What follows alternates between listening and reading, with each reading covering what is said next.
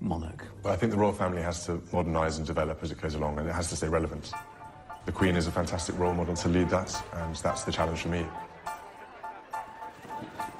We are on the verge of the historic royal wedding, and at the center of the action is a soon-to-be American princess. I put a spell on you. I think on the wedding day, as Meghan walks down the aisle and the choir's singing, Because you're mine. you'll be able to hear the distant hum of Edward VIII spinning in his grave, because he gave up the throne to marry a twice-divorced American. But now Meghan Markle, she's American, she's biracial, she's been divorced, and she's allowed to marry a royal. How exactly did we get here?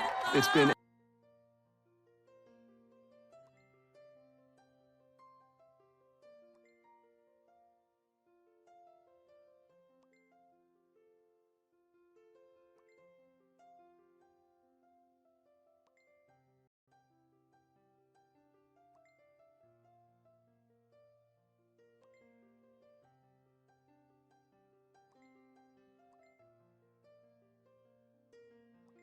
here. It's going to be a very difficult juggling act. Maybe things have moved slowly in the past, but they're certainly not moving slowly now.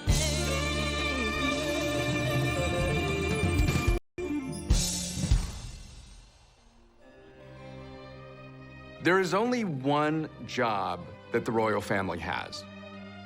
There's a lot of duty, there's a lot of protocol, there are a lot of expectations, but only one job: survive. And for 1,000+ years, no family has been better at surviving. Nobody's joking about the handbag anymore. Nobody's joking about the hats anymore. There's Queen Elizabeth, you know, keep on keeping on. Oh, really? Please. But The births and the marriages. The love stories when they flourish or when they fail. It's the greatest reality show in the world. Americans can't get enough of it. Unlike the Kardashians, this soap opera has got a heritage. They should be a little bit removed. That makes them special. But that doesn't mean that they should be untouchable. The royal family are changing with the times. You trace that all the way back to Princess Diana. There was something magic about Diana right from the start. People just fell in love with her. I think there was almost a worship for her. Women are generally not encouraged to be rebels. Traditionally, they're encouraged to be silent, just do what they are told. That, of course, was not Diana. She was the golden goose. To express its emotions. And there were scenes I'll never forget.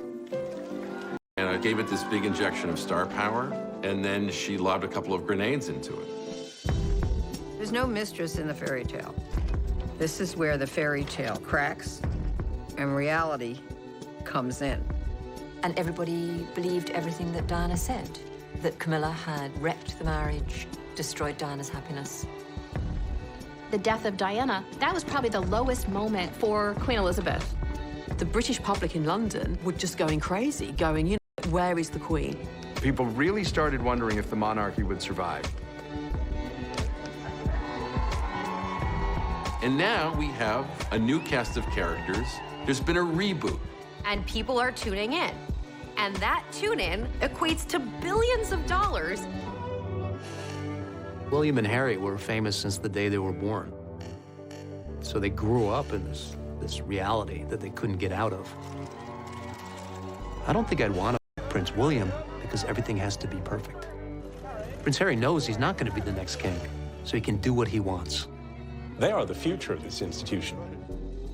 The Queen is allowing the royal family to modernize and to rebrand, if you like. Even 10 years ago, if people had said, well, just wait till Harry comes along with a divorced American of mixed birth. Oh, no, that's not going to happen. When the engagement happened, there was this sort of outcry of racism. How much of a sense did you have, Meghan, of the enormity of what you were getting into? I did not have any understanding of just what it would be like. Brand, popular opinion, staying relevant, staying global is absolutely what the British royal family is about. Because, of course, if you lose that, then the British monarchy will fall. This is an institution that's got on the horizon a major brand crisis. And William Harry are the best hope they have of surviving that crisis. These are icons. They want to be like them, they want to feel like them, they want to look like them. When Meghan Markle wears something, it sells out like this. This will be like one of the only ways that you can get a selfie with them, stand next to them, and see them in real life. So, well, real life. The British royal family are at the highest point they've been in many a long year. And programmes like The Crown have brought a new generation to appreciate the royal family. There is something magic about royalty. It's really an American obsession with the Disney version of the monarchy. It's close enough that we can imagine maybe we could see ourselves in that world, but just out of reach so that we're always curious. Elizabeth has kept the crown viable going into the 21st century. That was by no means guaranteed. These are extraordinary scenes, and the crowd here along this stretch of the river are lining up 8 deep, and this basically goes on for 7 miles. The royal celebration underway across the pond this evening. 4 days of parties now marking Queen Elizabeth's Diamond Jubilee, 60 years on the throne. They carried the Queen on a tide of devotion, a monarch whose popularity, it seems, has never been greater. Certainly for someone of my generation, but I think younger generations too, it's very difficult to imagine Britain without Queen Elizabeth II. I've been with her all my life, and I've watched her all through everything, and I think she's amazing. She's done an incredible job. She's been our queen for 60 years, and I don't think we realise how much she is just absolutely loved. This is a woman who has literally seen every key figure of the second half of the 20th century. Queen Elizabeth oversees hundreds of charitable organizations. She's been at the heart of huge international political events and is probably the most politically accomplished person in the world.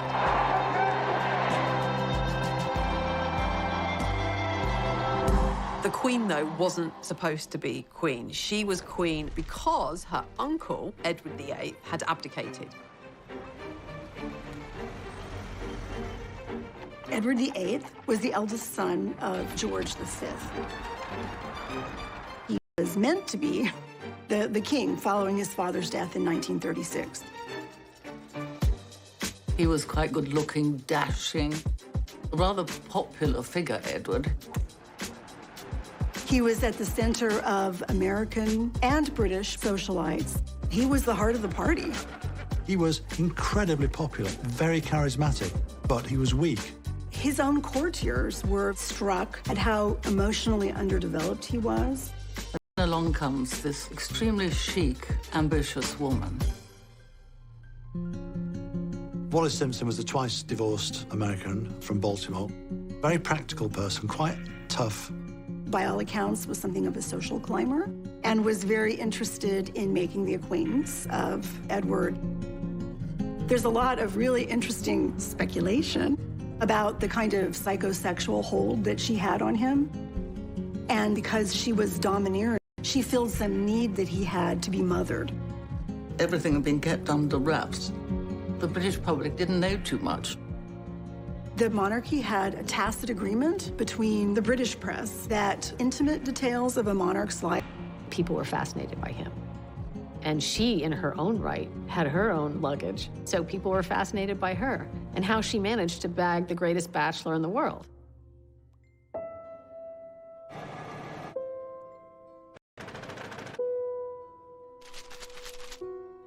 The American press had been obsessed with the idea that Edward VIII would marry an American woman.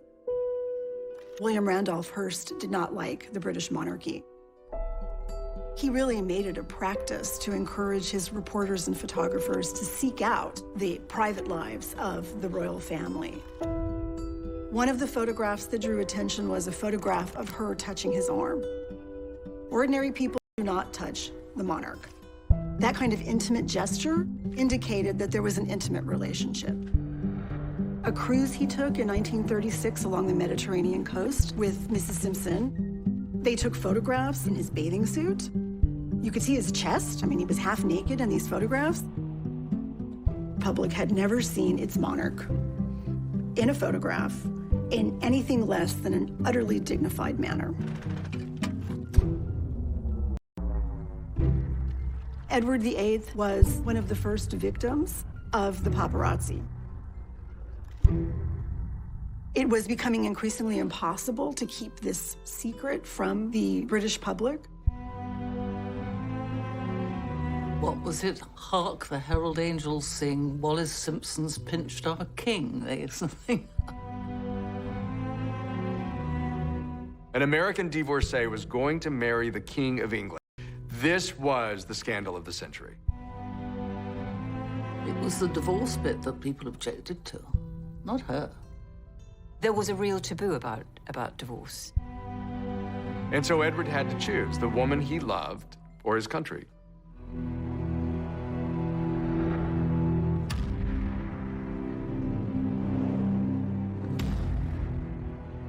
An abdication was something you couldn't think of the king stepping down and going abroad to marry this woman. One cannot overstate the trauma of the abdication crisis. It seemed at the time that the monarchy, the British monarchy in 1936, came close to self-destructing. Had he insisted on marrying Mrs. Simpson, and had Parliament said no, it would have forced a standoff that the country had not seen since the 17th century. A few hours ago, I discharged my last duty as King and Emperor, that I have found it impossible of the woman I love. From that moment onwards, the name of Edward VIII, his presence hovering in exile with this wicked American divorcee, it loomed over so many decisions of the royal family. Knowing what we know now, it is incredibly fortunate he abdicated. After they married, they actually paid a visit to Germany and met Hitler. Edward could be useful to them in the event that Germany invaded England and needed some way to rule it. It raised real concerns. There is a real chance that the course of history could have been changed had he stayed on the throne. Edward was king for 1 year. He was not crowned. So the coronation that had been planned was held for his brother, who ruled as George VI. When George VI heard that his brother was going to abdicate, he came home very distraught. And Elizabeth and Margaret, her sister, were looking over the balcony. And Margaret said, "Does this mean that you'll be Queen, Lilibet?" Elizabeth replied, "Yes, I suppose so." She instantly became one of the most popular celebrities in the world. Prince Charles, in public, made light of it. In private, he was quite jealous.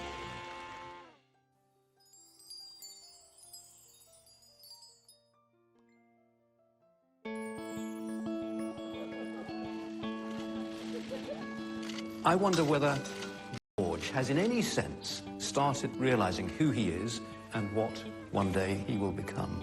Well, as far as we're concerned, within our sort of family unit, we are a normal family, you know. I love my children the same way any father does, and I hope George loves me the same way any son does to his father. There'll be a time and a place to bring George up and, you know, understand how he fits in the world. The people who are going to fascinate us going forward are going to be those children. Particularly George, he will become the King of England someday. You have a very clear line of succession, which is something, of course, the British monarchy is always concerned about. The 2013 Succession to the Crown Act made birth order the criteria for succession. It no longer made sense for males to take precedence over females. Had George VI had a boy, the boy would have become the heir presumptive. But because she was the eldest child and there were no boys,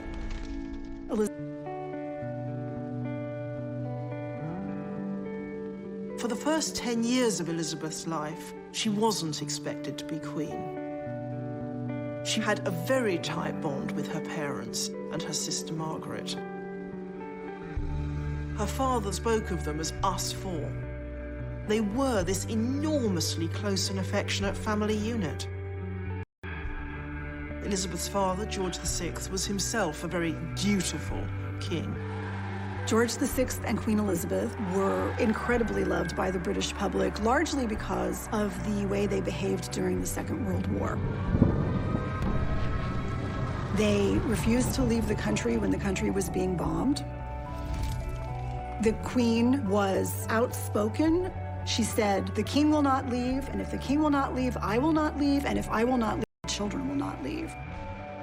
They really became a symbol of that stiff upper lip, of that British resolve. They did live on rations, they dug for victory, they knitted comforts for the troops, and they did the radio broadcast to try and cheer other children along. We children at home are trying to bear our own share of the danger and sadness of war. Come on, Margaret. Good night, children. Good night, and good luck to you all.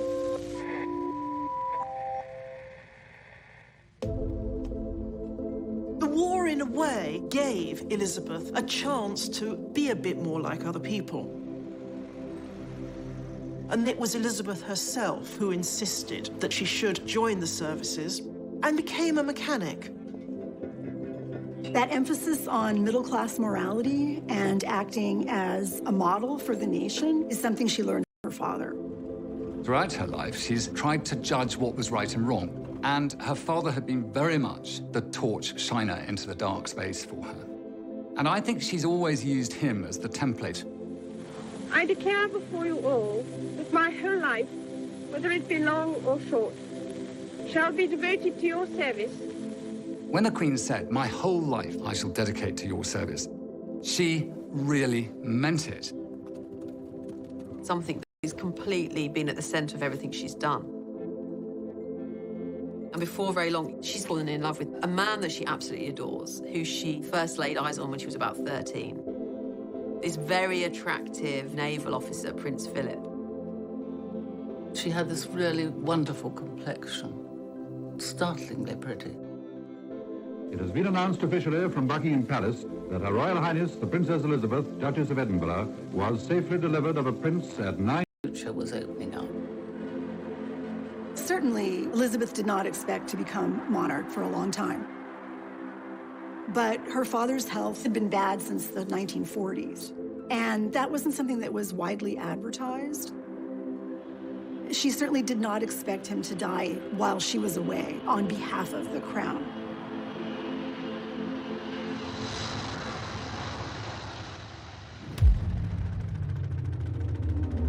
This is London. It is with the greatest sorrow that we make the following announcement.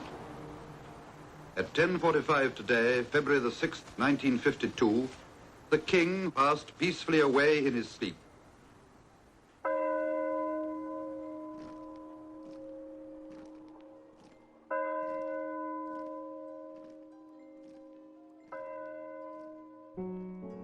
She was very young. She was only 25 when she succeeded to the throne.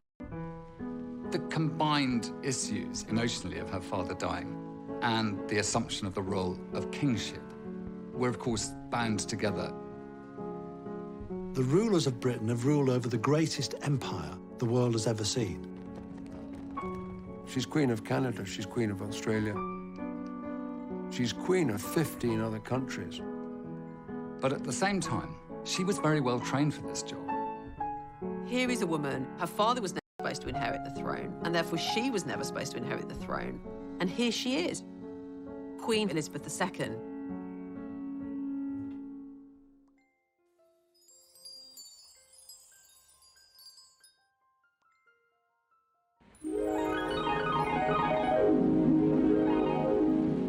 See the USA in your Chevrolet. America's the greatest land of all.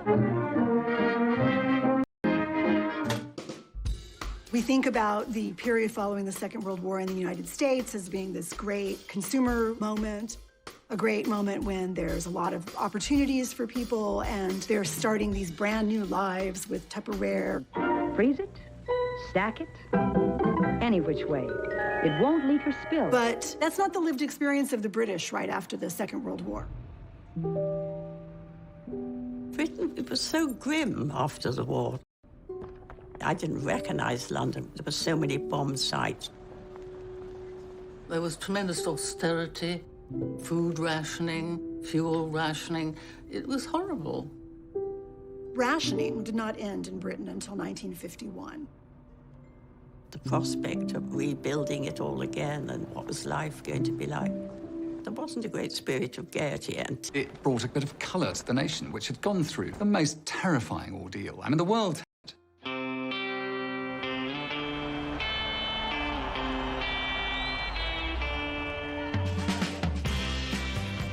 Beautiful young queen, handsome prince. It was a whole new era. Here is the news. Mount Everest has been conquered by members of the British expedition. Tenzing Norgay and Sir Edmund Hillary climbed Mount Everest the night before the coronation. It was a joyous moment, and you could see it in the crowds, you could see it in the pageantry. There was this whole exhilarating sense of a new Elizabethan age. I remember borrowing my mother's diamond ring and scribbling the coronation date on my bedroom window with it. So enthused was I.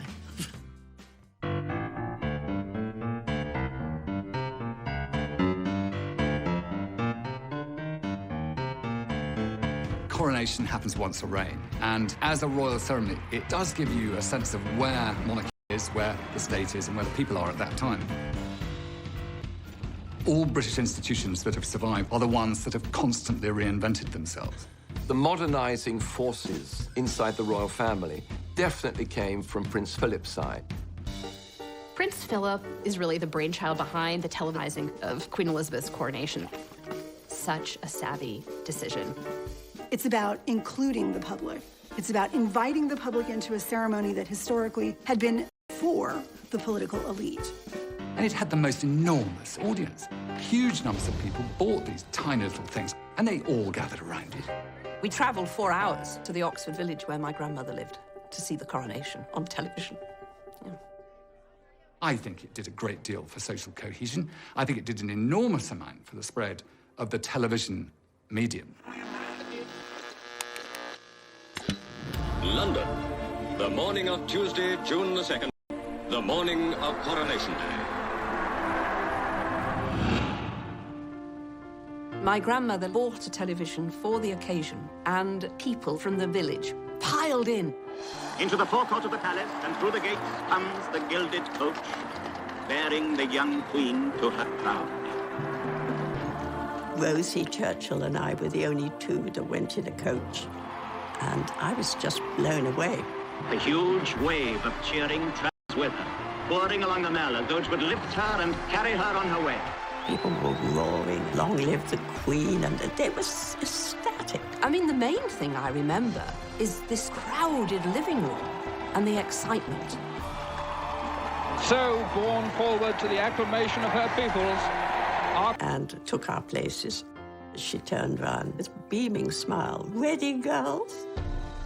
Madam, is Your Majesty willing to take the oath? I am willing. The Queen was quite extraordinary. I couldn't understand how she could be so calm, completely unfazed by the whole thing. You only have to walk into Westminster Abbey and imagine all the balconies that get built for a coronation.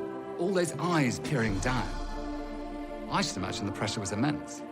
The things which I have here before promised, I will perform and keep, so help me God. She never put her foot wrong the whole day, not one. The moment of the Queen's crowning is near at hand. The Archbishop raises it high in the sight of the people and reverently places it on the Queen's head. Her Majesty, Queen Elizabeth II, is crowned.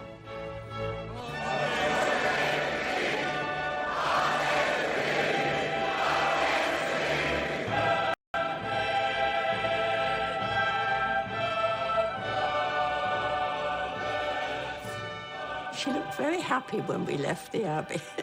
I think when it was all over, she was very serious all the way through.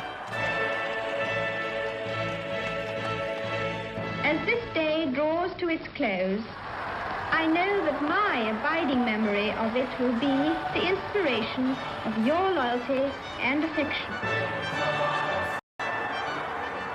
I'll never forget it, never. It was the greatest day of my life.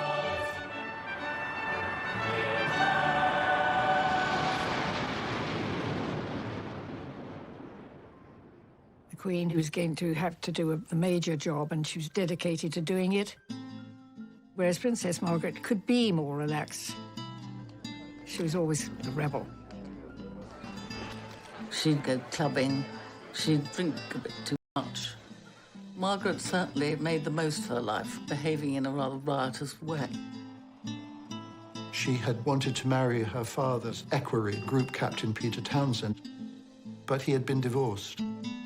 For a royal princess to marry a divorced man would say to everybody, well, look, we can do it, so you can all do it. They didn't like that then.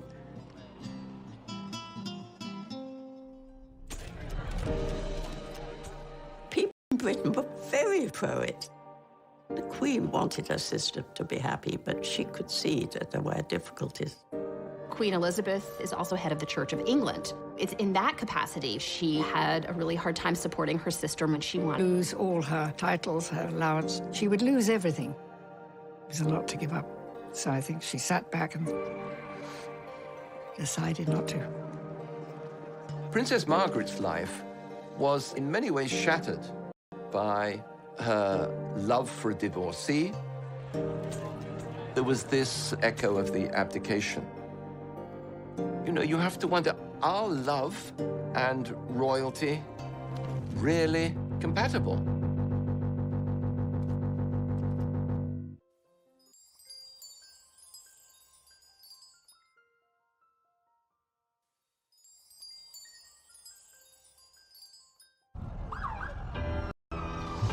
William and Kate now here in New York. You can hear those fans screaming there. I've been such a fan since I was little, and I'm dying to see them. What is it that you like so much about William and Kate? Absolutely everything. We're so excited. Yeah, we're so excited. I can't wait to see them. The rollout of the royal red carpet for Prince William and a glowing Kate Middleton. I think they've been a nice, refreshing, regal addition to the city this week. All bets were today when the Duke and Duchess of Cambridge arrived in the city for their first official visit. Prince William took a detour to meet political royalty at the White House. The couple courtside at the Brooklyn Nets basketball game Monday, getting a glimpse of American royalty. King James, Jay-Z, and Queen Bee. These days, we think of America as almost belonging, as having more in common with the younger royals. But back when Elizabeth was a younger woman, she absolutely seemed to love that exciting, freer vibe she felt there. And America was very open to her. No one does a wedding like the Brits, but nobody does a parade like New York.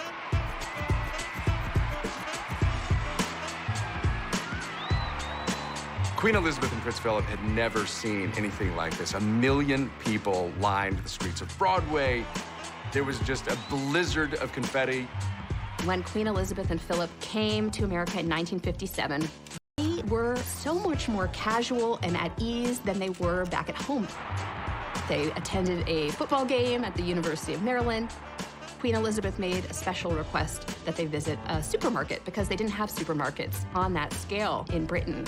She talked to shoppers, talked to women there with their children. I think Americans allow the royal family to take a breath and not worry so much about their role.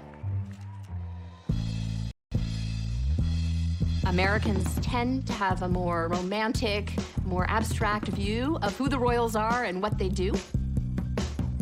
Sovereign housewives romanticize what it would be like to be queen because it would allow them to leave their suburban households and call the shots. You can see that in actual descriptions from women's magazines. At the same time, there were popular television shows like Queen for a Day. Would you like to be queen for a day? People would tell their hard luck stories, and the audience applauded, and whoever got the most applause became Queen for a Day. I now crown you Queen Clarice. I think our fascination with royalty comes out of the fairy tales, and especially stories in which the princess comes from humble origins. It goes back to our more basic desires to have a rise above our current station in life. They called Hollywood the Dream Factory. The dreams were ours, and the people who gave us those dreams were the men and women we saw on that screen. You would go to picture palaces. There were uniformed ushers wearing white gloves. You were treated like royalty. And the movies that people saw in these palaces were even more influential because of the environment. Walt Disney obviously had a knack for knowing what kind of mass entertainment was going to resonate. He realized fairy tales and royalty were a gold mine. In movies like Cinderella or Snow White and the Seven Dwarfs, Disney was able to capture this idea of folklore, of what the people want. There's a princess phenomenon, let's call it the Disney effect, where there's so many stories that people grow up learning and seeing, and they see a person who they often aspire to be, right? That they see a person who knows who she is, a smart, self-confident woman who has done amazing things and finds some great life into the future. A Disney narrative lines really nicely with the royal family. As soon as movies became a big part of our lives in the first half of the 20th century, we started elevating movie stars to our own version of royalty. It's not like people weren't famous before. It's not like people weren't celebrities before. But when the movies were created, it was like being a queen or like being a king. From Marilyn Monroe to Clark Gable to Grace Kelly, they were just stunning individuals. Grace Kelly was the most glamorous person imaginable. How else could you top being the biggest star in Hollywood? You become an actual princess. She was kind of starstruck by the idea of royalty. Gosh, a European prince, wow. And so that was the famous marriage of hers to Prince Rainier of Monaco. Grace Kelly showed that is when a lot of girls began to believe that it could happen to them too.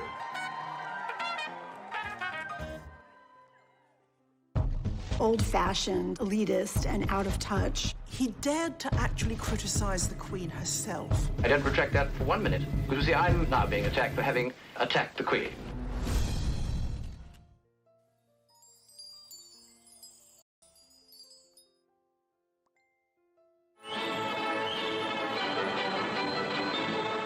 People say, well, why attack the Queen?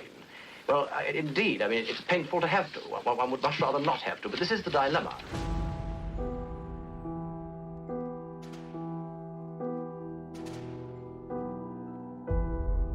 In her early years, the Queen did have some difficulty with the public relations aspect of her role. Glamorous though she was, beloved though she wasn't very approachable. I mean, to judge from your article, you expect the Queen to have qualities of a wit, would like her to be a better orator, you would like her to be a TV personality, in addition to being a diligent, dutiful, and devoted monarch and a mother. What I'm suggesting is that in her public speeches and appearances, spontaneity should be the keynote. I want to tell you all how happy I am to be amongst you and how much I look forward to my journey through Australia. Her own natural soul is not allowed to come through. It's a sort of synthetic creature that speaks. Lord Altrincham, John Grigg, was a journalist who in 1957 critiqued the Queen for being very old-fashioned and elitist and out of touch. He dared to actually criticize the Queen herself. He said that she sounded like a priggish schoolgirl, that it was hard for people to relate to her, that she didn't perhaps sound as if she actually knew that much about anything. I don't retract that for 1 minute. Because, you see, I'm now being attacked for having attacked the Queen. He was even physically attacked by a member of the League of Empire Loyalists, who said of the fine that he was charged when he was convicted that it was the best investment he ever made. What made it worse was there was actually a germ of truth to this. The Queen was this shy young woman. She's the public face of the monarchy, and she's a private person, and she's trying to balance these two things. Prince Philip was always telling her, smile more, look over there, Lilibet, look at the children, just to look a little more warm and open. The Christmas broadcast of 1957 can be seen as a direct response to Lord Altrincham's critique. It's inevitable that I should seem a rather remote figure to many of you.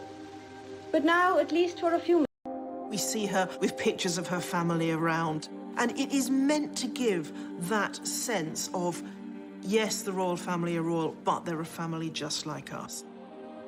It was the first such royal Christmas broadcast to be televised. She quite self-consciously spoke to the very concerns and criticisms that he had raised about the monarchy being out of touch. We can show the world that we are not afraid of the future. It's really difficult for anyone to maintain mass popularity. The public is fickle, the public is sometimes unforgiving. You have to be willing and able to adapt with the times, especially when there's a social revolution in the air. Everyone is voting for Jackie. The cool music of the time was not rock and roll, it was Frank Sinatra. And Frank Sinatra was recording campaign songs for JFK. Instantly, the presidency was covered with glamour. The torch has been passed to a new generation of Americans born in this century. John F. Kennedy, in a way, was a royal for the American people, but he was also a relatable man. They symbolized a kind of common touch. People really believed that he got them and that he wanted the best for them. And at 43, the youngest president that we've ever had, some argue that he was maybe one of the most good-looking. I was a bit keen on JFK, as girls my age certainly were. And there was Jackie glittering beside him, not upstaged by him. America's Queen, as Frank Sinatra called her. A real international star. I am the man who accompanied Jacqueline Kennedy to Paris, and I've enjoyed it. Jackie Kennedy really embraced a very fashion-forward sense. She says that I'm fresh, I'm new, I'm not going to let anybody stop me. And she really was herself. Paris, Vienna, then London. A hectic round of flying visits for the President of the United States.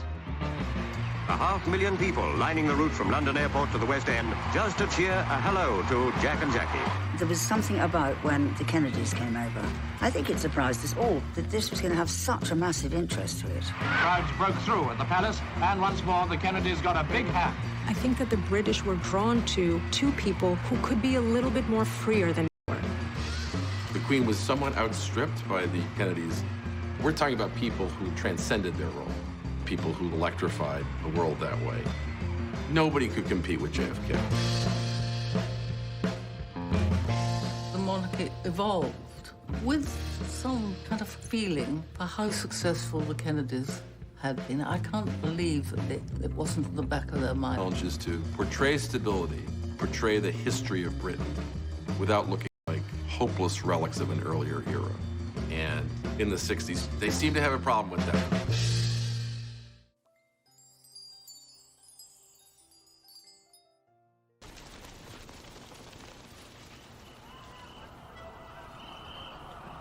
It appears as though something has happened in the motorcade route. Something is wrong here. Something is terribly wrong. Stand by. There has been a shooting. I repeat, a shooting in the motorcade in the downtown area. From Dallas, Texas, the flash, apparently official, President Kennedy died at 1 p.m. Central Standard Time, some 38 minutes ago. It was the most horrible thing that anyone could imagine. That this dash in American City was just shocking. We felt it in Britain too.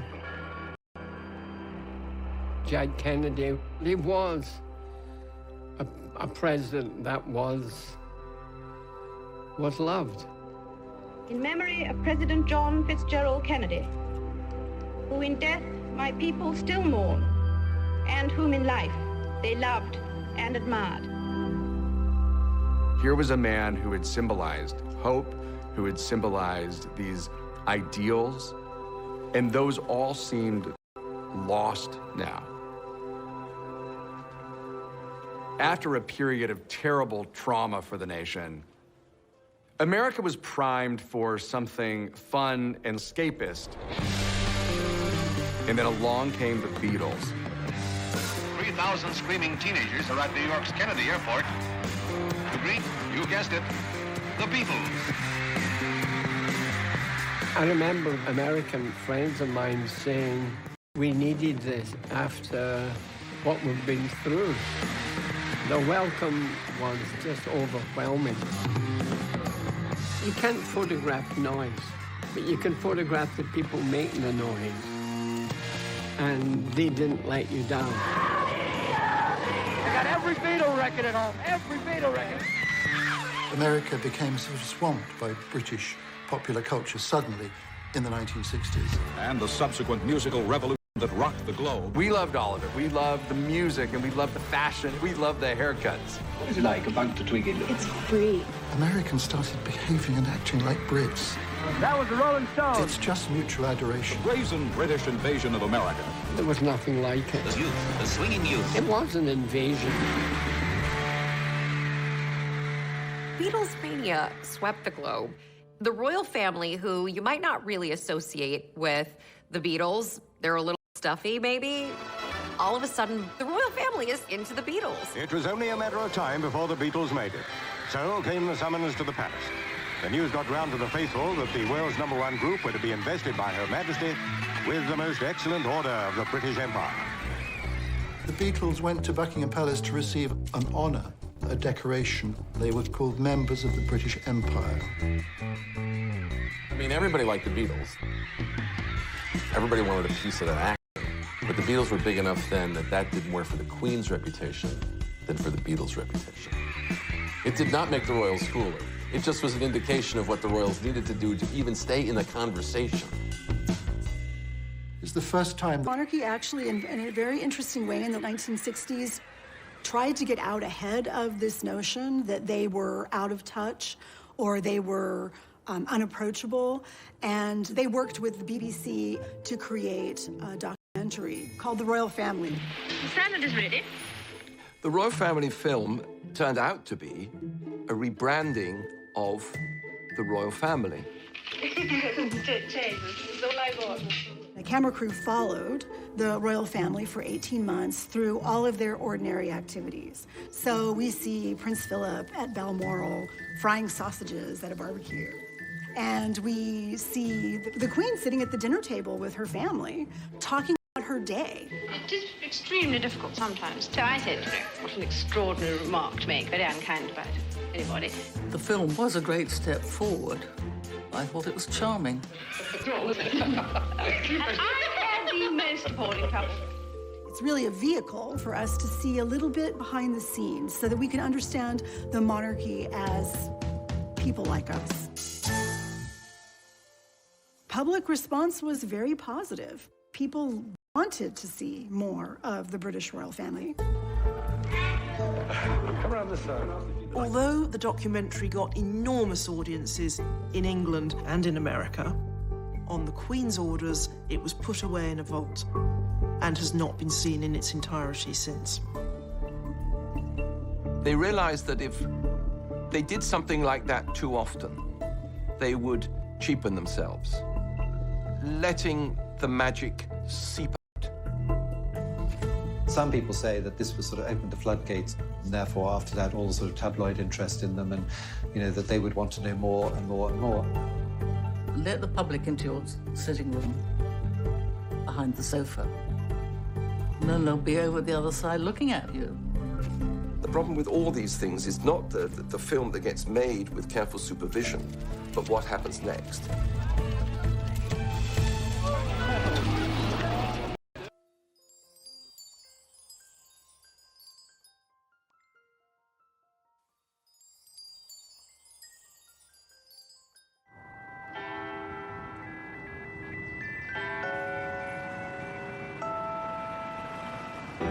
Exciting breaking news from Kensington Palace this morning. Alarm bells are ringing. We've been on royal baby watch for a few days now. It's happening. In Middleton, the Duchess of Cambridge has been admitted to a London hospital. It's one of the most famous hospital tours probably in the world.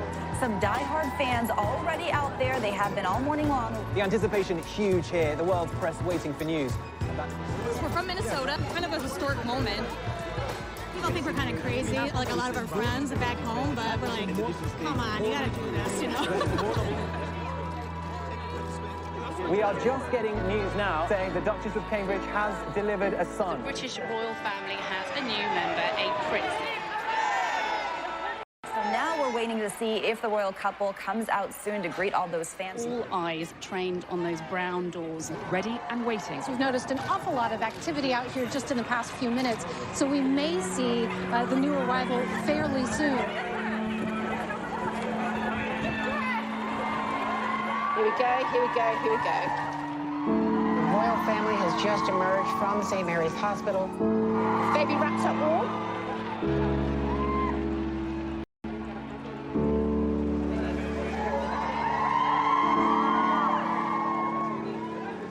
We screamed. Everyone was screaming, trying to get the pictures and videos.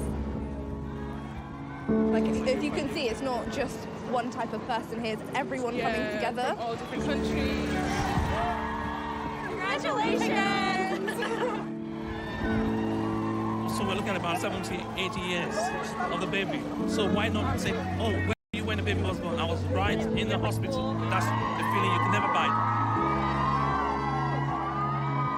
Princess Catherine has had a little boy. He weighs 8 pounds and 7 ounces, and we're all very happy. It's the moment so many royal watchers have been waiting for. According to tradition, the birth announcement was also posted on a bulletin board outside Buckingham Palace. As outside the palace, all-night crowds are rewarded by the bulletin announcing that Princess Elizabeth was safely delivered of a prince and that Her Royal Highness and her son are both doing well. One of the great features of the royal brand is that it's cyclical. The royal family is not only a lifelong reality show, it's a centuries-long reality show.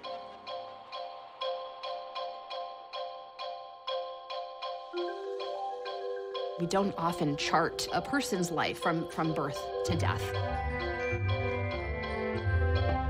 But with the advent of technologies, whether it was photography in the 19th century or television in the 20th, we have been able to follow members of the royal family at every step. Whether it's birth or the first days at kindergarten, this allows us to be invested in these individuals. A heavy program of official engagements prevents the Princess and the Duke from seeing their son as often as they wish. It is only on occasions like this that they can enjoy the happiness of parenthood. Charles, it was his misfortune to need that she give herself to her people. For 6 months, Buckingham Palace has been a palace without a sovereign. The Queen has travelled round the world. She reigns not just at Buckingham Palace, but in the 4 corners of the earth. Soon now, the royal standard will fly again from the palace rooftop. And we at home will say, welcome the Queen. He had quite a difficult childhood. His parents were very distant, not just physically, but emotionally as well. Everybody in those early years remarked on how stilted and formal the Queen was. Charles suffered from that, probably more than anybody else. Charles and his mother were subjected to private reunions in public scenarios. But all of this, at the end of the day, is because of the growing power of the media. Previous kings had gone off to school or had their lessons with their tutors. We saw film, newsreel. Here is courage. Here is honor. Here is Gordonston, a school fit for a king. Prince Charles was sent off at a fairly young age to boarding school, and to one boarding school in particular, to Gordonston, where his father had been. The school had a tough, outdoors regime that Prince Philip clearly saw as making a man. He had a difficult relationship with his father, who frankly was puzzled by this son of his who was so sensitive. You can only feel sorry for the kid. Scrutinized whenever he appeared in public, scrutinized in private. And then this develops with his love life.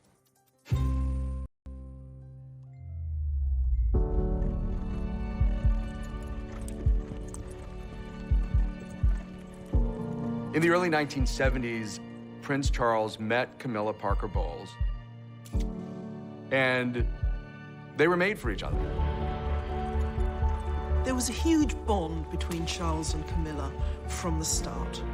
Partly it's the things they shared, a love of the outdoors life, of horses, you know, no taste for the spotlight, for glamour. Partly it's the thing they didn't share, the thing she could give him, this jolly, breezy confidence. Camilla was not an aristocrat, and she had had previous boyfriends. She had a boyfriend when she met Charles.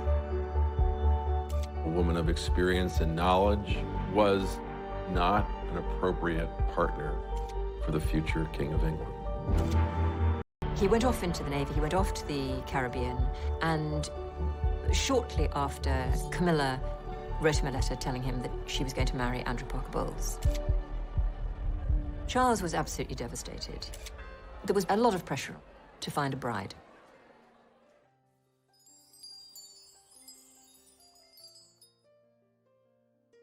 For many Britons, these are hard times. Britain has suffered one of the highest inflation rates in Europe. For many ordinary people, it's now an uphill struggle to balance the family budget. With all this, escalating prices and an inflation in violence. The late 60s and 70s was a difficult era for everybody in Britain. The economy was in the pits. For the 1.5 million unemployed in Britain, the pinch is even more severe. Those without work now account for 6% of the total labour force. And even the longer-term prospects for employment are pretty gloomy. It brought power cuts, and it brought a 3-day working week. Just how serious is the situation? 2 out of 3 of the city's workers were working their first and last day this week. We had inflation rates of, over 20%. We had a society that, riddled with strikes, with shutdowns. The state basically just came to a standstill. Garbage wasn't being collected. The royal family would be the point on which you would focus your animosity. It's a diamond-encrusted lifestyle that ordinary people whose families had worked for generations could not aspire to. And the monarchy seemed very much out of touch with that. The princess and her husband were guests of honor at a glittering ball. The princess was radiant, obviously enjoying herself. Charles, like his father, is a great sportsman and doesn't miss an opportunity to play polo. People were really struggling, and here we have the family that's living off the public. Our guest today on Meet the Press is His Royal Highness Prince Philip. The recent news dispatch from London begins this way. Queen Elizabeth has not had a pay raise for nearly 18 years. A situation that none of her subjects, the working class subjects, would tolerate for a moment. Then it goes on to detail the very high cost that the royal family must sustain on an allowance of $1,100,000 a year. Is that creating an awkward situation for us? Very. We go into the red, I think, next year. We never quite know with Prince Philip when he's joking and when he's really making a mistake. Well, you've had to close down certain large houses, haven't you? No, not altogether. We've closed down what we're interested. We had a small... He said that, goodness, yes, he might have to give up polo. It really didn't go down too well. That was exactly the feeling, that the royals were infinitely overprivileged. I wanted to do something for me, because look at me now, I'm nothing. It's a rich man's budget, that's all I can say. Make no mistake about this, the ordinary working people are not being hoodwinked at this one. The 70s, I think royals in general found that they hit a kind of rut of irrelevance in the culture. And then, there was Queen Elizabeth keeping on keeping on. London celebrates a once-in-a-lifetime spectacle not to be missed, Queen Elizabeth's Silver Jubilee. 25 eventful and glorious years. Queen Elizabeth II, long may she reign. For one brief moment, the Jubilee seemed to unite the divided nation under one flag. The Queen, the head of state, is a focus of unity, which transcends any political division. In America, the president is the head of state and at the same time the head of government. In the British system, the head of state and the head of government are two separate entities. Every week in Britain, the Prime Ministers from Churchill right through to the current British Prime Minister meets with the Queen. She can't express opinions, but she can ask good questions. The monarch works to advise, to encourage, to serve the nation and the government. When I was 21, I pledged my life to the service of our people, and I asked for God's help to make good that vow.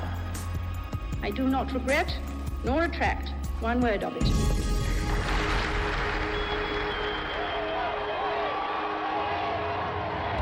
The 1970s were tough times, but people needed a distraction. And this Jubilee was just what they needed.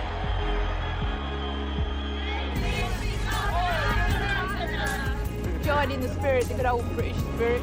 There is an element of escapism when it comes to the royal family. It's a way for us to escape the everyday, escape perhaps disappointment in our own lives. You know, whether people just come out and enjoy the street party and then go home and grumble again about how much of their taxpayers' money is going on the establishment. There's no doubt that these big public events do give the royals a boost. This royal wedding is really about a happy ending and perhaps a new beginning.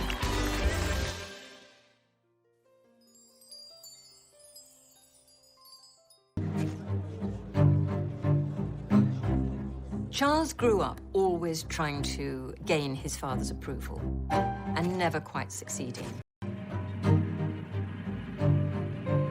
He went into the Navy, which was the service that his father had been in, and I suspect he did that to please his father.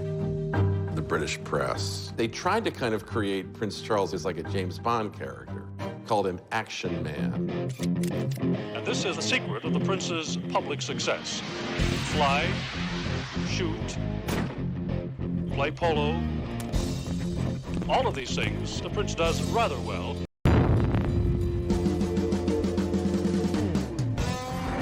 Gunnery practice is all part of the schedule. He gave an excellent display with a 20mm Oerlikon gun. He did everything that other recruits were asked to do, but which actually were quite dangerous. He did not want to be wrapped in cotton wool. His 9 months is an intensive period of training where he'll be given an insight into all departments. There are no fundamental differences between the prince's training from that of other sub-lieutenants. He's always pushed himself to the limit. Because being famous for having done nothing very important is a difficult thing to live with. He had a real need to prove himself, to do something real. His time in the armed forces, in the Navy, was an opportunity to do that. If later on I'm to be associated with all 3 services, it'd be a very good idea to do an attachment with each one. I think it gives one a very useful experience of responsibility and discipline. On paper, he may have been the world's most eligible bachelor. You know, helicopters, in a variety of uniforms, looking good, looking a bit more glamorous. But pressure to marry, it was time.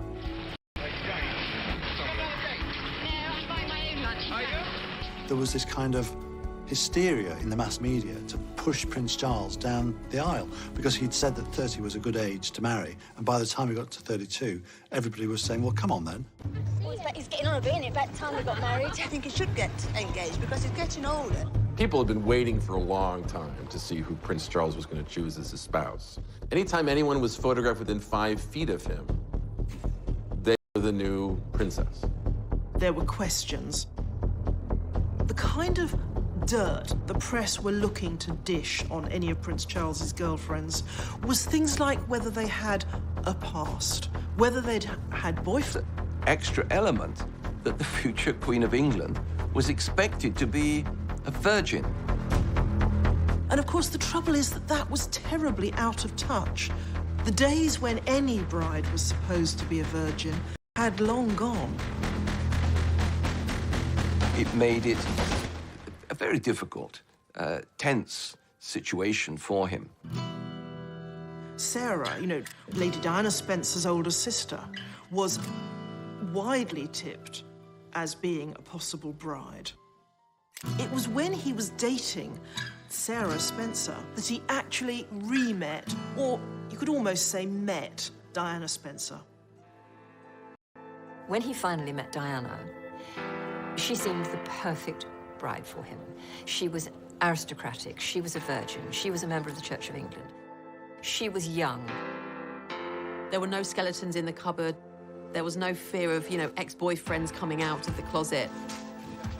This shy, somewhat ordinary young woman who teaches kindergartners, and she's thrust into the limelight. Lady Diana was back at the Pimlico kindergarten where she teaches this morning, but polite as ever, she was saying nothing about her weekend with Prince Charles to the assembled press corps. Don't comment all that. Did you have a good weekend, though? It's work now, okay?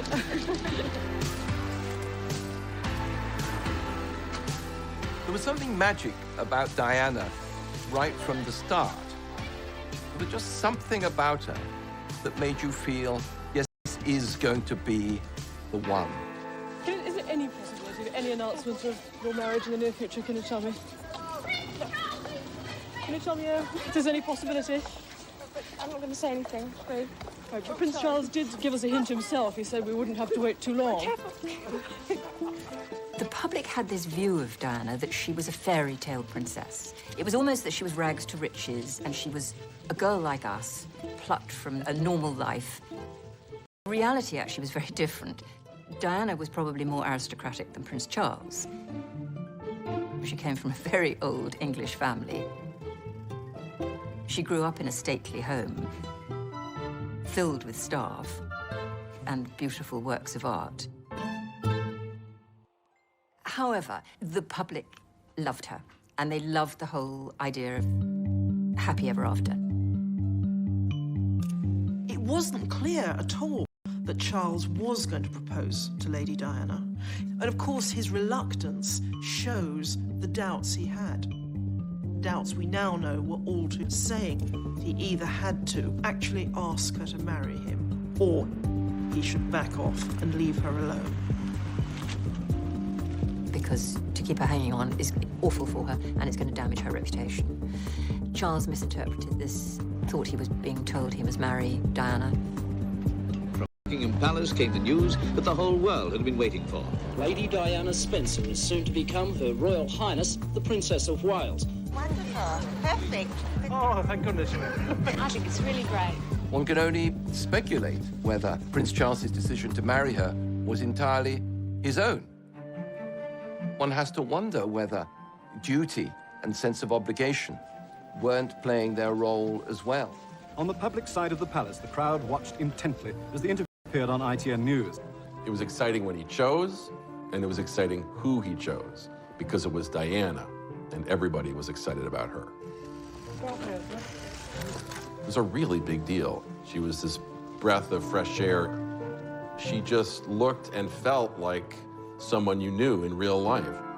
Diana, through her teenage years, we know she'd had a sort of crush on him, as some girls of her age did, and here she was, given the opportunity to become his princess. Can you take us back to when you first met? What do you think about Lady Diana? Well, I remember thinking what a very jolly and amusing and attractive 16-year-old she was. The royal tradition is that the bride-to-be blushes, stumbles and stutters over a few words, and then lets the man do the talking. And having great fun. And Diana, she remained silent. And I don't know what you thought. Pretty amazing. She was awkward, she was young, she was unschooled in the way of royalty. Can you find the words to sum up how you feel today, both of you? Difficult to find that sort of word, isn't it, really? Just delighted and happy. And then the famous quote. And I suppose in love. Of course. Whatever in love means. Whatever in love means. This was not exactly a ringing endorsement. I mean, what sort of person says that to their partner, let alone to the world as a whole? At the time, it was like, oh, He's so befuddled with love, he doesn't even know what to say. It was not seen as being the run moment that would later be seen as. Diana came into the royal family as a vulnerable 19-year-old, if they're not handled properly. 19-year-old princesses will grow up to be... His decision to marry her was entirely his own. One has to wonder whether duty and sense of obligation weren't playing their role as well. On the public side of the palace, the crowd watched intently as the interview appeared on ITN News. It was exciting when he chose, and it was exciting who he chose, because of... There's big news tonight from London. Prince William, heir to the British throne, finally proposed to his college sweetheart, Kate Middleton. It will be the wedding of the decade. Did you see this coming? Was he getting a bit nervous and jumping? No, not at all, no. It was a total shock when it came and very excited. And it's a family ring? Yes, it's my mother's engagement ring. Well, I just hope I look after it. The engagement ring is a priceless and unique family heirloom. China factories are already gearing up for a royal wedding gold rush. Churned out by the dozen. It's not an exact copy of the dress Kate Middleton wore, but it's close enough for admirers of the bride's style. It is important for the people to see something of themselves in the royal family, although there's always been a kind of aspirational quality. Meghan Markle mania. Millions trying to copy your most popular looks, so we decided to make it easy for you guys to do it. These are women that consumers all over the world look up to. They want to be like them, they want to feel like them, they want to look like them. Where, of course, the clothes. Fashion with a completely individual flair. She's beautiful. Diana fitted the bill. She looked, like a typical English rose. People were mesmerised by her. But when you actually look back, some of the clothes she wore were, quite frankly, ghastly. She certainly has been good for fashion so far. We learned just how easy it is today for every woman to look like a princess. There is something magic about royalty. What's not to love about royalty? Congratulations and jubilations. I want the world to know how happy as can be. It's fairy tale time. And in Britain tonight, the fairy tale is coming to life. Lining the streets of London, 2 million well-wishers. We are sitting in this magnificent location overlooking St. Paul's Churchyard. This is the wedding of the whole world, and the whole world loves a wedding. As you can see from the pictures, people here are shoulder to shoulder and walls are curved. The wedding guests assemble. The huge, cheerful crowd that has waited so long and patiently roars and waves its welcome. Royal weddings and romances were part of popular culture all through the 20th century. But with the marriage of Charles and Diana, they take on a new dimension. The wedding will have an audience of more than 500 million people. That's a sixth of the world population. Quite simply, it's going to be the biggest television event ever. We'll be devoting as much time, if not more, to the wedding itself than we did to the inauguration of the President of the United States. To us in America, this wedding was the closest we had ever seen to a real-life fairy tale. This was a massive event worldwide. People filled the streets. I mean, London was heaving. I was in the Scots Guards, part of the Guards division that wear the red coats and the big black hairy hats. I remember Diana passing where I was. There was an almost overcooked sense of national anticipation. You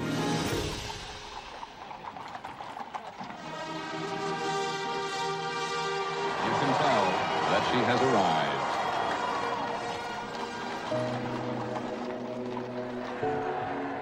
And here, our first glorious view of the bride.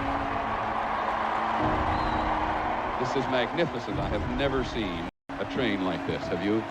I've never seen a royal wedding like this. The dress and all of the preparation, it was catnip to the world. It's a Cinderella story. And she does look like a fairy princess. She wanted it to be so special, and it is. What a day this must be for her, barely 20 years old. and by joining of hands, I pronounce that they be man and wife together, in the name of the Father, and of the Son, and of the Holy Ghost. Amen. So London now sees for the first time their Royal Highnesses, the Prince and Princess of Wales. I saw the Prince in his naval uniform with his beautiful princess coming down the steps of St. Paul's, and I thought, that's the royal family sorted for my lifetime. That's the future, and I like it. It was very exciting to see him come suddenly, you know, this totally different figure with a very different future.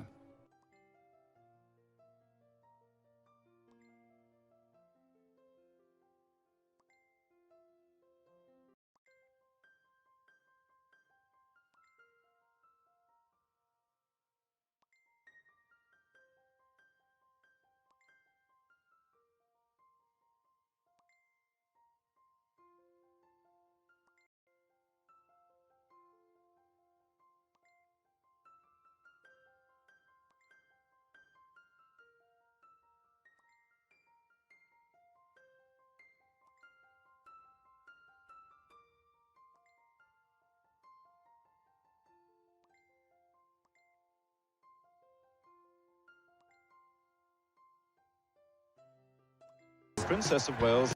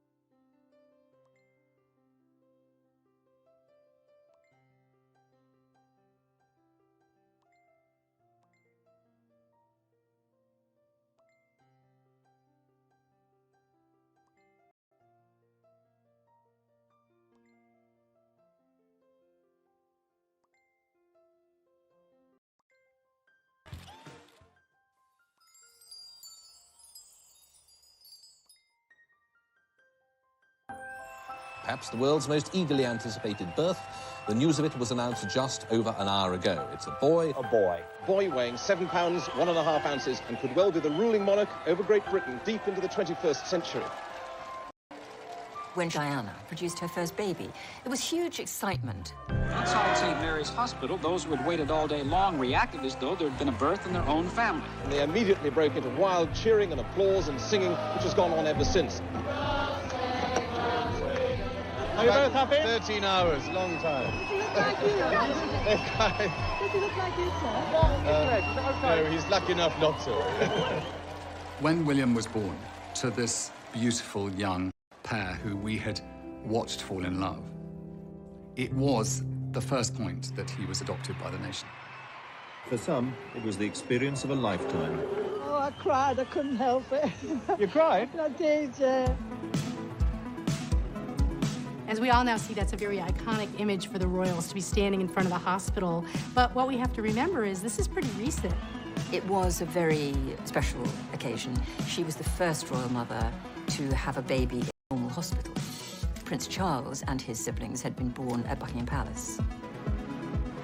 The crowds and the media went absolutely mad. Britain's new royal baby, born yesterday, was today given a name.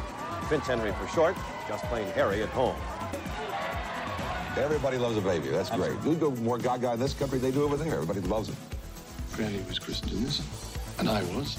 I think it must get so incredibly hot inside there, doesn't it? It was quite incredible, really. Prior to all the problems at the end of the marriage, everybody did look up to that family. You know, it looked perfect to the outside world.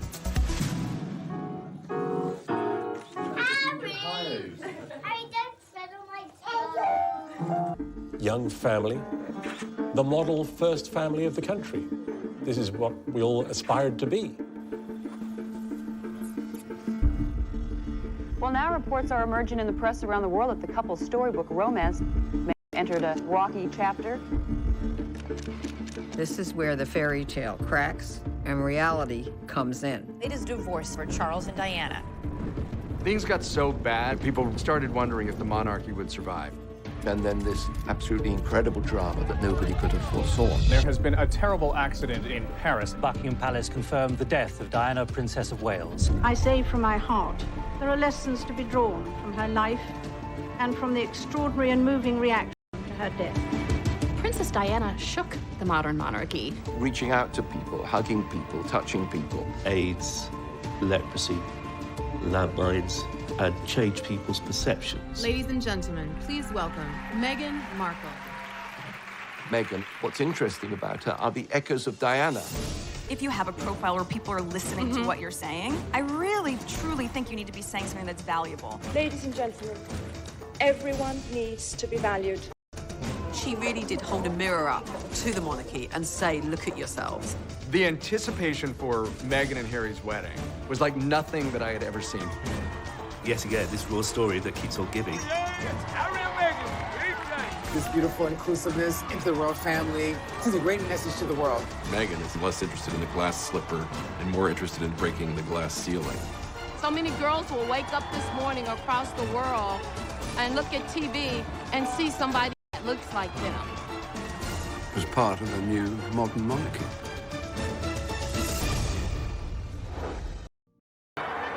I'll never forget it, never. It was the greatest day of my life.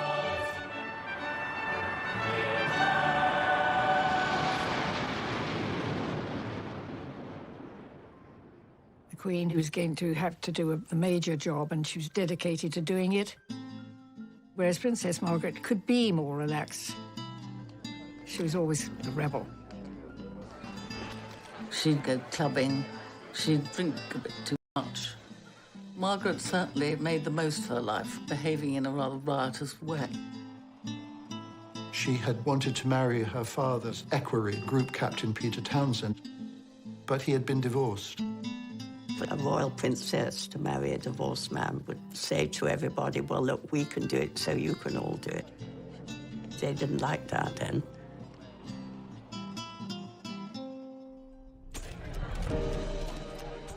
People in Britain were very pro it.